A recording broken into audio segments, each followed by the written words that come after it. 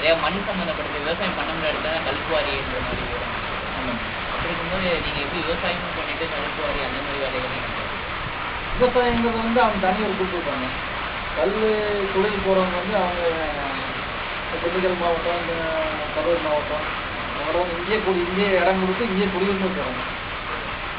இங்கேருந்து போயிடுறாங்க வேலைக்கு. ஆமாம், இங்கே ஆனால் இங்கே கல்குவாரியில் இங்கே இருக்கு. இங்கே வெளிநாட்டத்தில் இங்கே வர்றாங்க, வெளிநாட்டத்தில் இங்கேயே குடியிருக்காங்க. அதனால வந்து ஒரு நியூஸ் மேலே வந்தாங்க. அப்படி இங்கே இருக்கா பரவாயில்ல. அதுதான் எனக்கு எப்படி புரியுது. அந்த மண் வந்து பார்த்தீங்கன்னா கல்லாயிடும்னு வெறுமனே அந்த கல்குவாரியான இது பார்த்தீங்கன்னா சுற்றி இருக்கிற கிராமங்கள் எல்லாமே இந்த மாதிரி தான் விவசாயம் பண்ண முடியாத நிலைமையில தான் அது பண்ணுறோம்.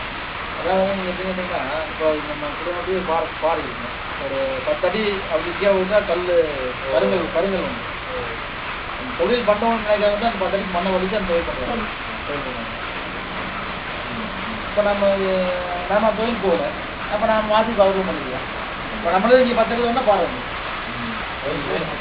100 அடிக்கு அந்தே பாறை, இந்த பில்டிங் ஆளுமே அந்த பில்டிங் ஒட்டியே பாறை, அதே பாறை 95 ரூபாய்க்கு வரும். இப்போ நம்ம தொழில் விருப்பப்பட்ட பிறகு தான் நம்ம தொழில் போகிறோம். இப்போ இந்த ரியல் எஸ்டேட் பண்ணுற மற்ற வேறு நிறுவனங்களோ பணி வேலைக்கு வேலை பண்ணுறது எங்கே கஷ்டம் பண்ணிருக்காங்க. நீங்கள் வந்து வேலை சம்மந்தப்பட்டதாக வேறு ஏதாவது